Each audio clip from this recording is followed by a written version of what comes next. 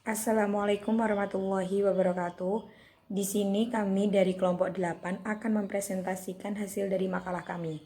Di sini saya Anifatul Muyasaroh NIM 2061190 akan menjelaskan tentang pengertian pemberhentian tenaga kerja. Menurut Undang-Undang Nomor 13 Tahun 2003 mengartikan bahwa pemberhentian atau pemutusan kerja adalah pengakhiran hubungan kerja karena suatu hal tertentu yang mengakibatkan berakhirnya hak dan kewajiban atas pekerja dan pengusaha.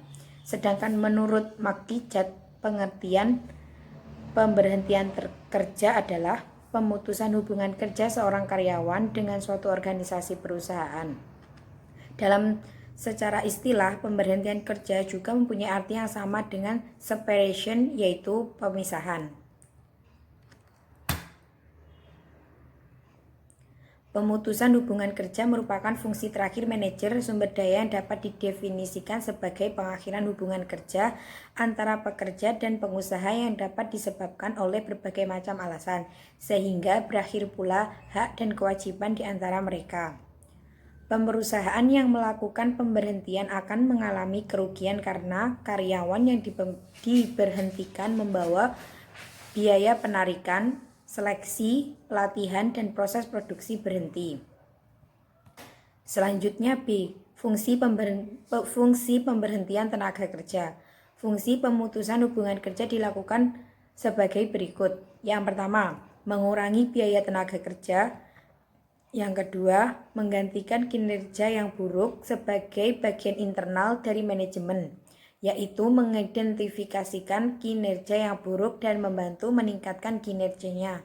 Yang ketiga, meningkatkan inovasi PHK, meningkatkan kesempatan untuk memperoleh keuntungan dari para pekerja, yaitu yang pertama, pemberian penghargaan melalui promosi atas kinerja individual yang tinggi.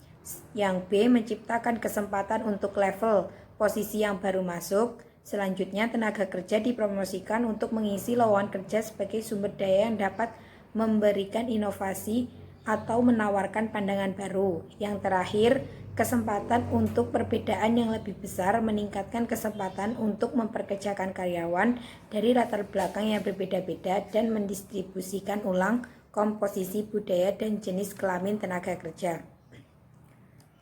Terima kasih. Untuk materi selanjutnya yaitu jenis-jenis pemberhentian kerja SDM.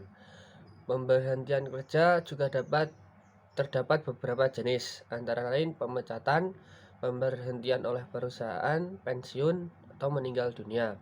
Adapun pembahasannya sebagai berikut. Yang pertama, pemecatan. Hal tersebut terjadi akibat perilaku karyawan yang merugikan perusahaan, seperti melakukan penipuan, penggelapan uang, pencurian uang, memberikan data palsu, mengkonsumsi narkotika, baik dalam perusahaan maupun di luar perusahaan atau di luar lingkungan kerja. Yang kedua yaitu pemberhentian oleh perusahaan. Pemberhentian ini bersifat sensitif karena nasib karyawan yang diberhentikan juga akan mempengaruhi nasib keluarga karyawan tersebut. Pemberhentian ini dapat dilakukan oleh perusahaan apabila karyawan melakukan kesalahan fatal yang dapat merugikan perusahaan. Yang ketiga, pensiun. Pensiun merupakan waktu di mana seseorang berhenti bekerja di suatu perusahaan atau lembaga. Biasanya pensiun diberikan kepada pegawai yang berumur 55 tahun sampai dengan 65 tahun. Pensiun diberikan pada rentan usia tersebut karena pada usia tersebut seseorang telah mengalami penurunan kesehatan, kebugaran, sehingga menyebabkan produktivitas kurang. Yang keempat, meninggal dunia. Pekerja atau karyawan yang meninggal sudah pasti akan diberhentikan tugas pekerjaannya. Pemberian ini bersifat pasti kepada setiap karyawan. Namun perusahaan yang masih terikat kontrak kerja dengan karyawan tersebut akan diberikan pesangon atau dana kematian dari perusahaan bagi keluarga karyawan yang meninggal dunia. Pemberhentian pegawai atau karyawan juga terbagi menurut sifat pemutusan hubungannya, dibedakan menjadi pemutusan hubungan kerja secara hormat dan tidak hormat. Adapun penjelasannya sebagai berikut. Pemutusan hubungan kerja secara hormat. PHK secara hormat terjadi karena karyawan tersebut waktunya pensiun. permintaan karyawan sendiri, dan pemberhentian akibat penghapusan suatu jabatan atau pekerjaan. Pemutusan kerja ini terjadi tidak karena kesalahan dari karyawan atau pegawai, dan tidak karena paksaan dari perusahaan. B. Yaitu pemutusan hubungan kerja dengan tidak hormat. PHK secara tidak hormat ini terjadi atas kesalahan karyawan dan bersifat memaksa. Adapun kesalahan yang membuat PHK secara tidak terhormat antara lain pencemaran nama baik, melakukan kejahatan kriminal, bertindak yang merugikan perusahaan, dan lain-lain. Selanjutnya yaitu materi alasan-alasan pemberhentian tenaga kerja. Penyebab pemberhentian karyawan dapat dikategorikan menjadi dua. Yang pertama adalah alasan internal, yaitu budaya organisasi, gaya kepemimpinan, kompensasi, kepuasan kerja, karir, kesehatan karyawan, dan meninggal dunia. Sedangkan alasan eksternal yaitu undang-undang, keinginan perusahaan, pensiun, kontrak kerja, dan likuiditas perusahaan. Dalam alasan pemberhentian kerja berkaitan erat dengan tujuan pemberhentian tenaga kerja.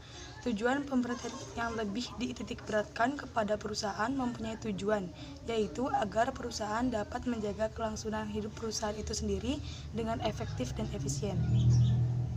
Menurut Suwanto dan Doni Juni memperhatikan beberapa faktor, yaitu faktor kontradiktif, yaitu harus disadari bahwa suatu pemberhentian tenaga kerja selalu dihadapkan pada masalah terjadinya kontradiksi kepentingan antara organisasi dan tenaga kerja. Yang kedua adalah faktor kebutuhan, yang ketiga adalah faktor sosial. Dalam Undang-Undang Nomor 13 Tahun 2003 Pasal 153 disebutkan bahwa perusahaan dilarang melakukan pemberhentian tenaga kerja dengan alasan berikut. Karyawan berhalangan masuk kerja karena sakit dengan izin dokter selama waktu tidak melampaui 12 bulan secara berturut-turut. Yang kedua, karyawan tidak mengerjakan pekerjaan karena tugas negara sesuai dengan ketentuan perundang-undangan. Yang ketiga, karyawan menjalankan ibadah. Yang keempat, menikah. Yang kelima, wanita hamil, melahirkan, gugur kandungan, atau menyusui. Yang keenam, karyawan punya hubungan darah atau ikatan perkawinan dengan karyawan lain dalam satu perusahaan, kecuali telah diatur dalam perjanjian kerja bersama. Yang ketujuh, karyawan menjadi anggota atau mendirikan serikat pekerja, melakukan kegiatan di luar jam kerja atau di dalam jam kerja atas kesepakatan perusahaan, peraturan perusahaan, atau perjanjian kerja bersama. Yang kedelapan, karyawan mengadukan perusahaan pada pihak berwajib tentang tindak pidana. Yang kesembilan, perbedaan sara. Yang kesepuluh, karyawan dalam keadaan catat tetap. Untuk yang selanjutnya yaitu bab tentang pemberhentian pegawai menurut prosesnya. Dibagi menjadi dua, yaitu pemberhentian atas permintaan sendiri pegawai. Pemberhentian ini berdasarkan diri sendiri melalui keinginan pekerja karena faktor pribadi. Proses pemberhentian ini dapat terjadi apabila pekerja tersebut tidak sesuai atau tidak nyaman bagi diri sendiri atau pekerjaan tersebut. Adapun pemicunya antara lain perusahaan tidak membayar upah pada waktu yang ditetapkan, atau perusahaan melalaikan kewajiban yang telah ditetapkan sebelumnya. Yang selanjutnya